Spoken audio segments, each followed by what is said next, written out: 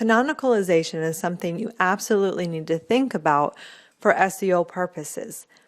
And you may be wondering what in the world this is. This is your way of telling search engines which version of content they should show to searchers when you have duplicate content on your website. And you may be thinking, I know I don't have any duplicate content, but you probably do without even realizing it. Let's look at these 4 URLs for example.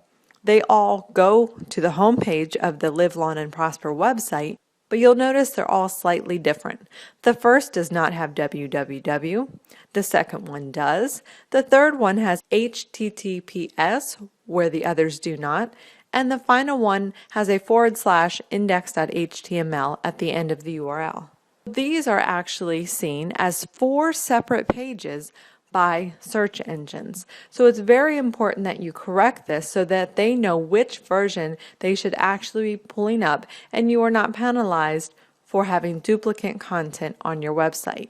This is where the relationship canonical tag comes in. By placing this in your page links, as you can see right here, this tells Google or Bing, for example, that this page should be seen as a duplicate and the original page is the URL that precedes it. That way Google will in turn pull up that primary URL.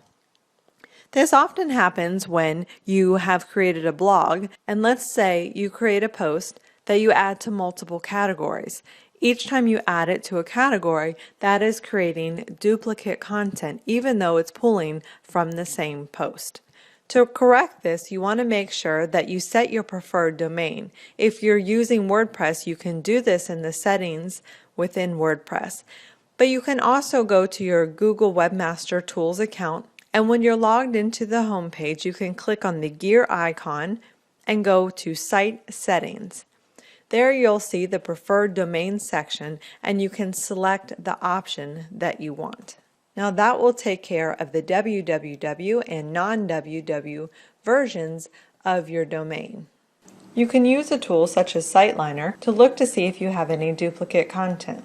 Here it shows me that the home page as well as / index.html are duplicate, just as we had looked at. So this is where I will need to go into my Google Webmaster Tools account. I need to specify which URL I will be using, and I can also do what is called a 301 redirect for URLs, and I can point the index.html page to the actual home page. This way, Google will send the traffic from one URL to the other, and Google will know which is the primary URL they should be looking at.